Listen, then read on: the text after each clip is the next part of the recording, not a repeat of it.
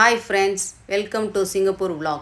இன்றைக்கி நான் உங்களுக்கு பொரிச்ச குழம்பு எப்படி செய்கிறதுன்னு காமிக்க போகிறேன். சட்டி சூடானோன்னே அதில் ஒரு டேபிள் ஸ்பூன் கடலை எண்ணெய் ஊற்றிக்கணும்.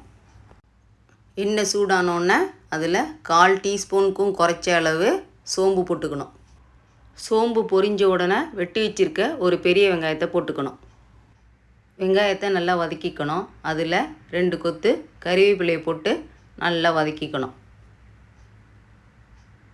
வெங்காயத்து மேலே 1 டீஸ்பூன் அளவு உப்பு போட்டு வதக்கிக்கணும். அப்போ தான் வெங்காயம் சீக்கிரமாக வதங்கும். 1 டீஸ்பூன் இஞ்சி பூண்டு விழுது போட்டுக்கணும்.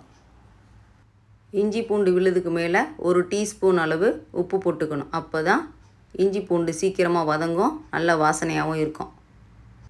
வெட்டி வச்சிருக்க 3 தக்காளியை போட்டுக்கணும். தக்காளியை போட்ட பிறகு அது மேலே 1 டீஸ்பூன் அளவு உப்பு போட்டுக்கணும். உப்பு போட்டு நல்லா வதக்கிக்கணும். அப்போ தான் தக்காளி சீக்கிரமாக கரையும்.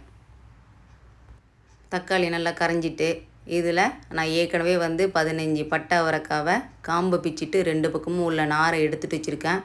அதை 2ஆக வெட்டி போட்டுக்கணும். ஒரு முருங்கைக்காய் வெட்டி வச்சுருக்கேன், அதையும் போட்டு நல்லா வதக்கிக்கணும்.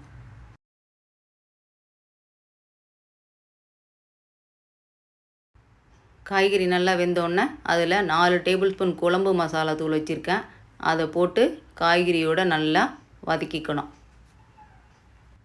1/2 லிட்டர் தண்ணி ஊற்றிட்டு மசாலாவோடையும் காய்கறியோடையும் நல்லா கலந்துக்கணும்.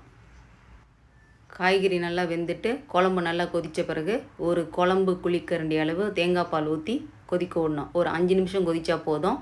அதுக்கப்புறம் அடுப்பை ஆஃப் பண்ணி வச்சிடலாம். நம்மளோட பொரிச்ச குழம்பு ரெடி. இதே மாதிரி நீங்களும் உங்கள் வீட்டில் சமைச்சு சாப்பிட்டு பார்த்துட்டு எப்படி இருக்குன்னு கமெண்ட் சொல்லுங்கள். சிங்கப்பூர் vlog-ஐ லைக் பண்ணுங்கள், ஷேர் பண்ணுங்கள், சப்ஸ்கிரைப் பண்ணுங்கள். இது வரைக்கும் பார்த்தவங்க எல்லாருக்கும் ரொம்ப நன்றி.